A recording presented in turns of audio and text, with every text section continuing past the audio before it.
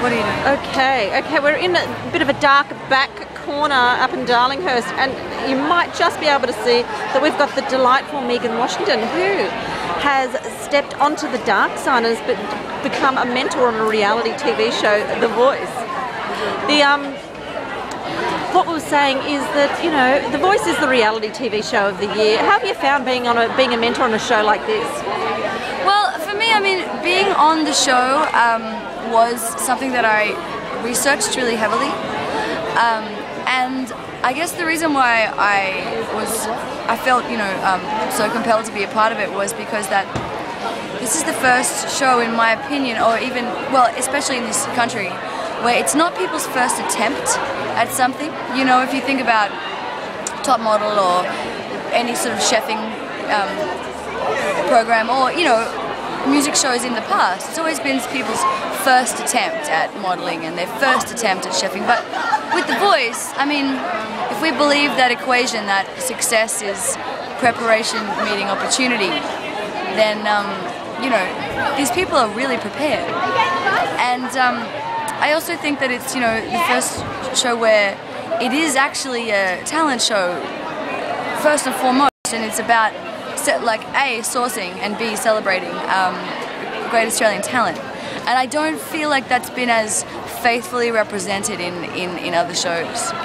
So, what else is it? Because they have been professionals, has it been harder to mentor them because they have had kind of singing music careers before they got on the show, rather than being rank amateurs? Yeah. I think that the term, like, mentor, I kind of took it quite loosely. I mean, all these people are such proficient, you know, excellent vocalists that I would never, and Keith was the same, we don't really want to fix anything that's not broken. But two things that, well, actually the main thing that we sort of, that was my input with the artist was, I guess, the show was really restorative for a lot of people, because if you are in your mid to late 30s and you've been slogging away for, you know, 20 odd years and you haven't got a break yet, a lot of the artists, when they first got to the show, were quite apologetic and sort of broken down, you know, and quite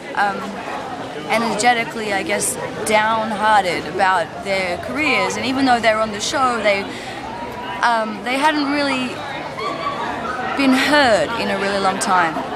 And I know that sounds really silly, but if you're singing at a bar or a club or a venue where no one's actually listening to you, and it's been several years or months, or, you know, if it's been a long time since anyone's actually heard you, having people really listen is hugely transformative and really restorative. And I think that that was kind of my job, really, was just to listen.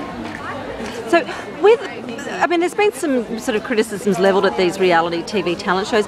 Is it like becoming one of the few ways of actually getting noticed and making a career out of music these days? I don't feel like it's the way, but I think we have to accept, especially in this country, that reality TV has been around for 10 years. It's been 10 years since Big Brother, and whether we like it or not, it is an established platform for people to get a break.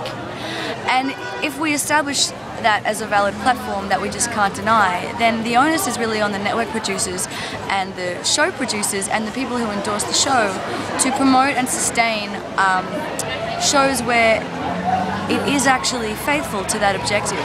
And I think I don't just speak for myself when I say that, you know, the fact that The Voice is actually the first show where there is an equal balance of power between the coaches and the contestants. Okay, yeah.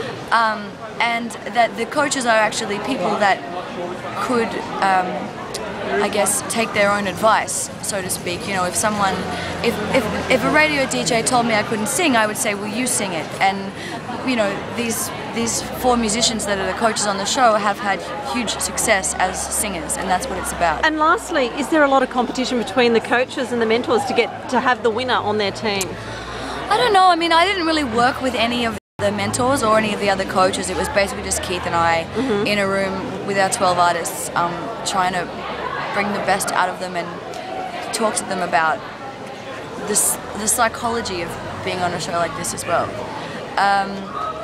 But I didn't really I didn't have much to do with anybody else, except for Joel and Benji Madden in the break room, because they're just hilarious punks that just play practical jokes on each other all the time. It was awesome. They're fantastic.